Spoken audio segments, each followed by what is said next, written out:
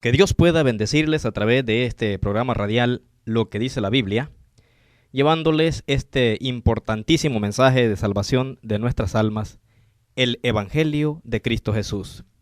Soy su servidor Jaime Antonio Tario Portillo y para mí pues es un placer estar hoy con ustedes. Soy miembro en la Iglesia de Cristo que se reúne en Moncagua y he sido invitado por la Iglesia de Cristo aquí en Nueva Granada y pues aquí estoy con ese propósito y quiero compartir el tema de este día, identificando esa iglesia gloriosa del Nuevo Testamento. Sí, el apóstol Pablo nos enseña, escribiendo allá a los Efesios en el capítulo 5, 25 al 27, dice: esposos, amad a vuestras esposas, así como Cristo amó a la iglesia y dio su vida por ella. Esto lo hizo para consagrarla, purificándola por medio de la palabra y del lavamiento del agua, para presentársela a sí mismo una iglesia gloriosa, sin mancha, ni arruga, ni nada parecido, sino consagrada y perfecta. Por supuesto, esta es la versión Dios habla hoy y la versión internacional, que son versiones que nos hablan del mismo pasaje, pero en una forma un poco más clara y más detallada. En la diversidad del denominacionalismo se ofrecen muchas iglesias para que la gente pueda escoger de la que más prefiera, pero nuestro texto bíblico nos habla de una iglesia gloriosa, no de un laberinto de iglesias. La palabra de Dios describe esa iglesia en detalle para que podamos identificarla. Sí, el apóstol Pablo habla de la iglesia como habiendo sido planeada conforme al propósito eterno que hizo en Cristo Jesús, Señor nuestro. Efesios 3, versículo 11. Desde el principio de los tiempos, la iglesia fue profetizada en las escrituras del Antiguo Testamento, tales como Isaías, capítulo 2, versículo 2 al 3, y Daniel 2, 44. Y también fue prometida o profetizada por el Señor Jesucristo mismo, cuando dijo: sobre esta roca edificaré mi iglesia, hablando de tiempo futuro, en Mateo 16, versículo 18. El hombre no planeó, diseñó, ni tampoco edificó la iglesia. Esa iglesia gloriosa del Nuevo Testamento, Jesucristo, el Hijo de Dios, es el edificador. En Marcos 9, versículo 1, el Señor prometió a los apóstoles: algunos de los que están aquí hoy vivos no gustarán la muerte hasta que hayan visto el reino de Dios venido con poder. Y de nuevo en Hechos capítulo 1 versículo 8 dice el texto: recibiréis poder cuando haya venido sobre vosotros el Espíritu Santo. Así que la iglesia, según Mateo 16, 18 al 19, dice que vendría con todo poder cuando el Espíritu Santo viniera y iba a guiar luego a todos los apóstoles a la verdad. Según Hechos 2, 1 al 4, podemos notar que el Espíritu Santo vino y ellos fueron llenos del Espíritu. Y continuando así la lectura en este capítulo 2 del libro de los Hechos, encontramos ya a la iglesia siendo predicada, es decir, como una identidad ya existente, en los versículos 26 al 29. A la gente se le decía que lo que debía de hacer para que fuera salva, versículos 38 al 41, entonces eran bautizados y el Señor los añadía a la iglesia, es decir, los que iban siendo salvos, versículo 41 y luego el 47. Este fue el principio de la iglesia gloriosa que Cristo edificó. Sí, cuando un individuo decide empezar una iglesia, busca entre sus conocidos y sus amigos y algunos interesados y empieza.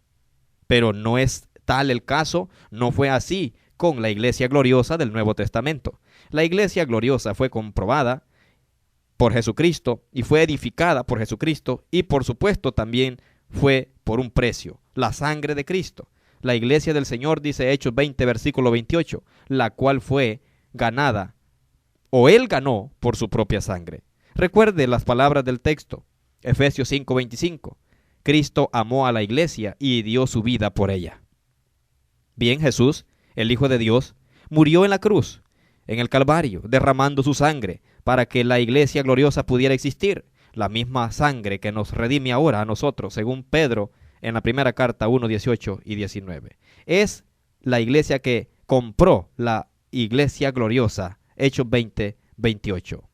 La iglesia que Jesucristo edificó es para toda la humanidad. Jesús gustó, dice, la muerte por todos. Hebreos 2, versículo 9.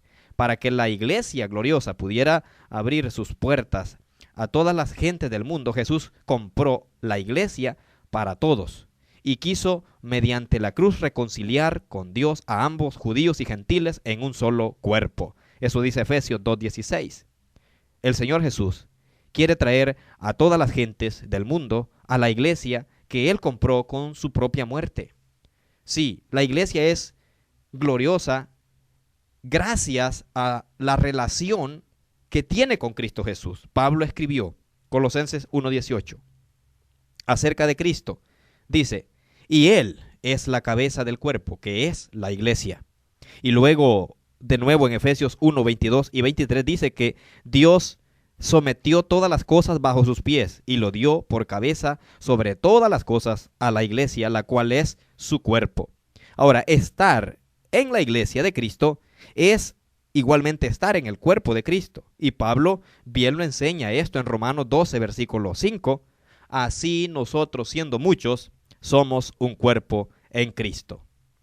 He ahí, amigo y hermano, la relación de Dios, de Cristo, con la iglesia. Sí, es descrita más ampliamente por la palabra de Dios en Efesios 5, 25, luego el 31 al 32. Pablo, ya que el tema de Pablo en la carta a los Efesios es la unidad que existe tanto del marido y la mujer, así como Cristo y la iglesia están unidos. Dice el texto, esposos, amad a vuestras esposas, así como Cristo amó a la iglesia y dio su vida por ella. Por esto dejará el hombre a su padre y a su madre y se unirá a su esposa, y los dos serán una sola carne. Grande, dice Pablo, es este misterio, pero yo digo esto, me refiero a Cristo y a su iglesia. Sí, Efesios 5, 25 hasta el 32, puede leerlo usted despacio. La iglesia es una iglesia gloriosa porque es la desposada de Cristo. De esta manera nosotros, siendo parte del cuerpo, estamos unidos a Cristo, el que resucitó de los muertos, para que llevemos fruto para Dios, según Romanos 7 del 1 al 4, que habla de la muerte que vino por Adán, pero que la vida viene por Jesucristo. Así, amigos, si una iglesia no es la esposa de Cristo, pues no es su iglesia gloriosa. Es importante entonces que, como podemos notar a través del Nuevo Testamento, a través de las cartas que tenemos, la carta a los Colosenses, a los Efesios, hablamos de una identidad, de una iglesia, la que Cristo edificó. ¿Cómo puede una persona llegar a ser parte o miembro en la iglesia que Cristo edificó? Bueno, si uno se refiere a las denominaciones, pues claro, hay muchas formas, pero observemos esta iglesia gloriosa que Cristo edificó, la cual se encuentra en el Nuevo Testamento, es decir, de la cual habla la Biblia. Enseña que cuando el evangelio se predicó por primera vez y tantos oyentes creyeron, se les dijo, Hechos 2:38, arrepentíos y bautícese cada uno de vosotros en el nombre de Jesucristo para perdón de los pecados, y así recibiréis el don del Espíritu Santo. Versículo dice, así que los que recibieron su palabra, versículo 41, fueron bautizados y se añadieron aquel día como 3,000 personas. Y el Señor añadía cada día a la iglesia los que iban obedeciendo este mensaje. Hechos 2:47. Como usted ve, estos miembros en la iglesia no tuvieron que unirse a algo. Dice que el Señor los añadía a la iglesia cuando eran salvos, cuando iban obedeciendo el plan de Dios para ser salvos. Ese mismo plan les añadía, o sea, Cristo les añadía a la iglesia. Los miembros en la iglesia gloriosa son los salvos. La Biblia nos enseña que Cristo es la cabeza de la iglesia, la cual es su cuerpo, y Él es su Salvador. Efesios 5:23. Cuando obedecen al Señor Jesucristo, ellos siguen sus mandamientos. El que creyere y fuere bautizado será salvo. Marcos 16, versículo 16. Cuando las personas creen y obedecen al Señor Jesucristo, nuestro Creador, nuestro Dios, Él las salva y las añade a su propia iglesia. Sí, la iglesia gloriosa no es una denominación. El Señor Jesús no planeó, diseño o edificó una denominación, sino una iglesia gloriosa. Cristo es la cabeza de la iglesia, la cual es su cuerpo, y Él es su Salvador. Efesios capítulo 1, versículo 23. Según Colosenses 1, versículo 18. Y Él es la cabeza del cuerpo, que es la iglesia. Hay un solo cuerpo. Efesios 4:4 dice que hay un solo cuerpo. El Señor Jesús nunca ha dividido a su pueblo en fracciones guerreras.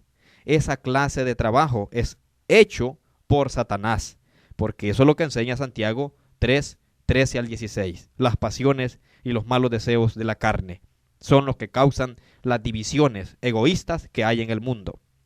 En su oración Jesús pedía al Padre, rogaba a Dios por la unidad. Puede leer usted todo el capítulo 17 del libro de Juan. Este libro completo es una oración intensa de Jesucristo, y dentro de todas las cosas que Él pide al Padre está la unidad. Dice la Biblia que todos sean uno, como tú, oh Padre, en mí y yo en ti, que también ellos sean uno en nosotros. Juan 17, 20 y 21. Y a través de los escritos de Pablo, el Señor condena todas las divisiones religiosas.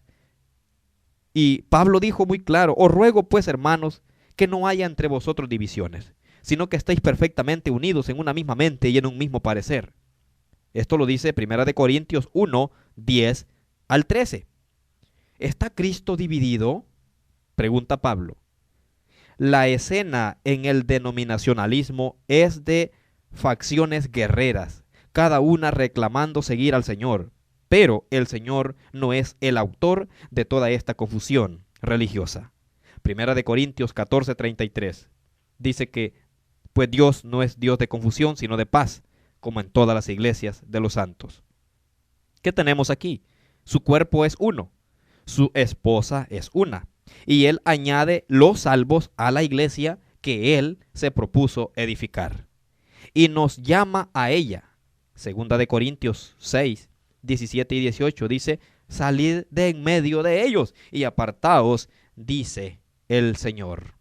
¿Qué le parece? Amado oyente, amigo que está con nosotros, ¿forma usted parte de la iglesia gloriosa del Nuevo Testamento? ¿O de qué iglesia lee usted en la Biblia? ¿Forma usted parte de la iglesia gloriosa que Dios describe en su palabra? Usted debería. Jesús la edificó, pagó por ella con su propia sangre. Es su esposo y añade a ella a todos los que son salvos. Es su iglesia, es su cuerpo, es el esposo.